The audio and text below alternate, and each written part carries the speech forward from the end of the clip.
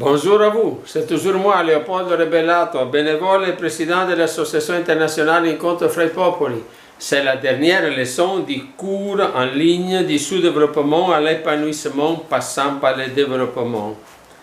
Le titre est Démocratie. On dit que la démocratie a été inventée par les Grecs dans le temps passé.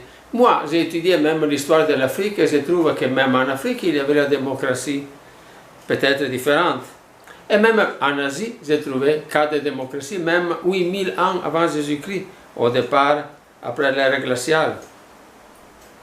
Bon, juste au départ, je vous raconte une anecdote. Quand je vivais en Afrique, notamment à l'extrême nord du Cameroun, j'étais puisatier. Je rappelle qu'un chef de village est venu me voir en disant « Mon village a un problème ». À savoir que son village s'appelait Maadegali, qui signifie « où il y a des problèmes ».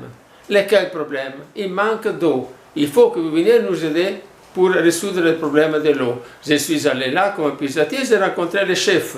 Le chef a dit « Voilà, regardons un peu où on peut placer les puits.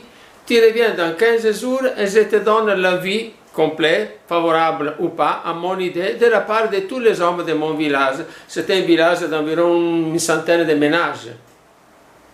Moi, je me suis rendu là. Après 15 jours, j'ai rencontré seulement le chef qui a dit, voilà, moi j'ai consulté tous mes hommes, je les ai réunis. Ils ont dit, oui au puits, mais, messieurs, revenez dans 15 jours. Parce que maintenant, c'est le moment des femmes. Tous mes hommes doivent dialoguer avec leurs femmes pour voir l'avis favorable ou pas des femmes.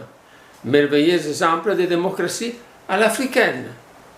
Tous les villages donc avaient été consultés d'une façon différente de nous l'Europe.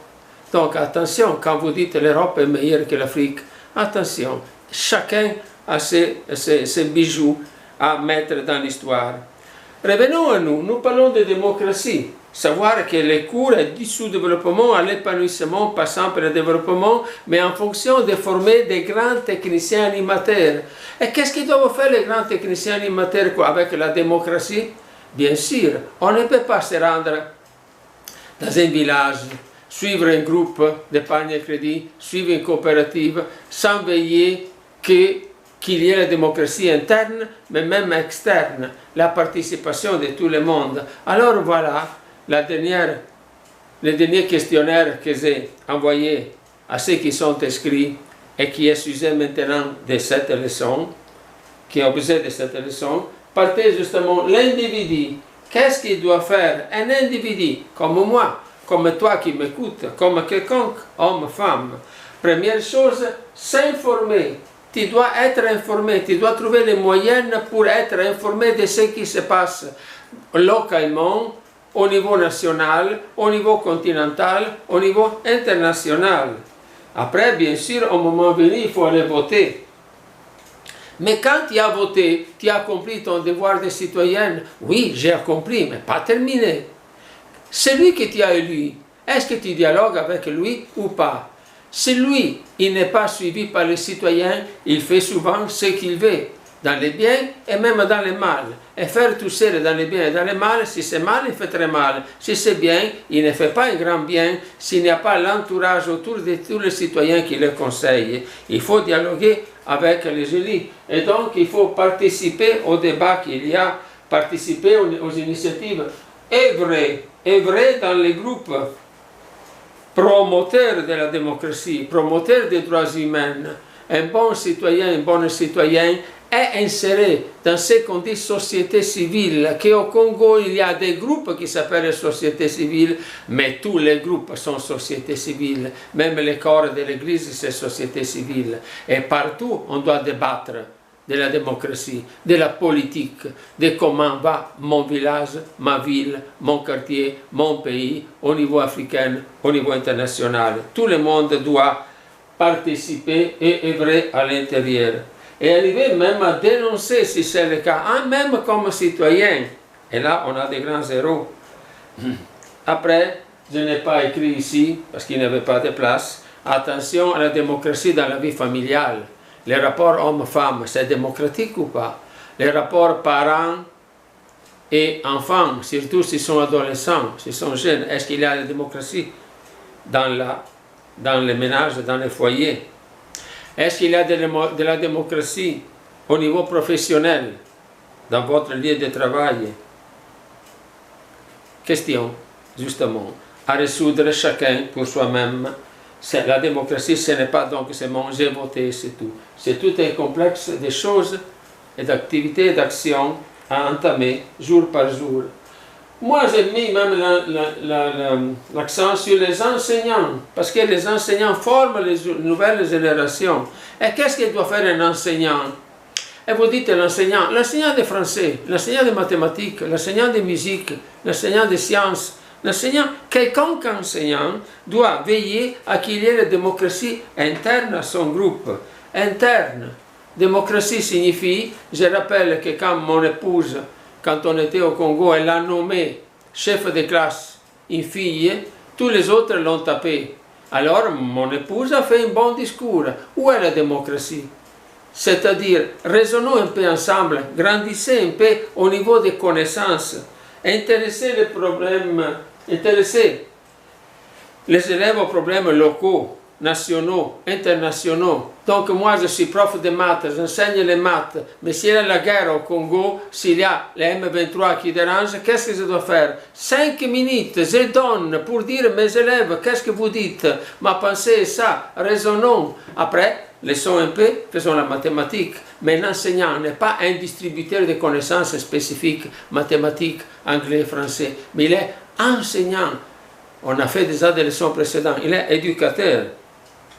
Et après, galvaniser, impliquer, intéresser les élèves dans les débats, avec des études de cas, et surtout les impliquer, les galvaniser, créer de l'intérêt à eux, à participer à toute forme associative interne à l'Institut, les clubs d'intérêt pour les supérieurs, les gouvernements des enfants pour l'école primaire, et aussi externe à l'école, surtout les adolescents.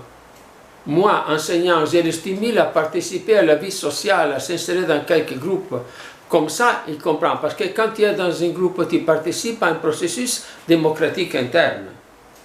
Et après, ici ce n'est pas marqué, un vrai enseignant, promoteur de démocratie, développe une didactique personnalisée et surtout sans privilégier les meilleurs de la classe toujours. L'autre fois, qu'est-ce que tu vas le dernier de la palmarès? C'est quoi ça? C'est le respect des droits humains. La démocratie, toute personne est respectée. Même si en mathématiques elle ne réussit pas, il est quand même une grande personne. Coopérative, groupe d'épargne, toute forme sociétaire. La démocratie interne avant tout.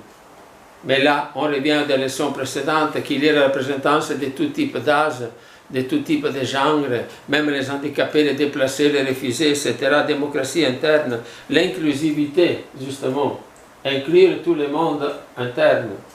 Mais surtout, une vraie coopérative ne pense pas seulement à son boulot, mais ces groupes. Une vraie coopérative, c'est un groupe unique, c'est comme une grande famille, est présente et même promotrice à des débats et des initiatives locales externes, nationales et internationales. S'il y a la fête de la jeunesse en Afrique, la coopérative est présente, mais pas seulement pour danser, mais peut-être pour faire des propositions. Je rappelle bien quand je vivais en Afrique, de temps en temps, les sous-préfets, les gouverneurs, les chefs du territoire réunissaient toutes les formes de la société civile. Et là, une coopérative doit participer, être proposante. Récemment, il y a eu une réunion à Bukavu où même le représentant du FFP est allé là et a participé. Et après, le rendez-vous, c'était que le ministre tel a parlé de ça, le député tel a parlé de ça, et tout le monde était devant comme des moutons. Et n'ont rien dit, rien dit, rien dit. Peut-être ils n'avaient pas d'idée, ou peut-être on ne leur a pas donné l'opportunité d'exprimer soi-même. Ça, ce n'est pas démocratie. La démocratie, c'est moi, coopérative, groupe, j'interviens pour proposer aussi. J'ai ajouté même ça, une personne élue, un administrateur, ben, pour promouvoir la démocratie, qu'est-ce qu'il doit être? Avant tout, modèle d'éthique. Sont rares ceux qui sont modèles d'éthique. Surtout qu'il doit avoir l'esprit de serviteur et de citoyenne. Serviteur et de citoyenne. Je rappelle une fois à la télévision d'un pays africain, il y avait un député, un gros député qui disait, qui était interviewé, il a donné que 16 mois, 500 000 $ pour faire, comment est-ce qu'on dit, une école pour enfants petits, disons. Mais comme politicien, tu dois faire la politique, que tous les enfants puissent aller à l'école. Pas de faire un cadeau. Toi que tu prends 12 000 $ par mois et tu as donné, pardon, j'ai dit une chiffre trop grande avant, et tu as donné 1 000 $ pour les maîtresses de l'école maternelle, pour qu'ils améliorent l'école maternelle, et moi je suis grand politicien. Non, honte à toi. Tu dois faire la politique, tu dois être serviteur de ton peuple, mais pas pour donner les miettes de ce que tu reçois, ou pour faire ta belle villa. Vous comprenez? Il faut. Et voilà alors qu'on revient. Moi, citoyen, je ne dois pas seulement voter, mais même dialoguer avec l'élu, pour veiller sur lui qu'il ne fasse pas de bêtises, qu'il ne fasse pas du paternalisme, qu'il y ait des intérêts personnels. C'est moi que je forme les politiciens, c'est moi citoyen, c'est moi coopérative, c'est moi enseignant qui forme la politique de mon pays et la démocratie donc de mon pays. Merci de m'avoir écouté, bonne journée à vous et au prochain cours si Dieu le veut. Ciao ciao.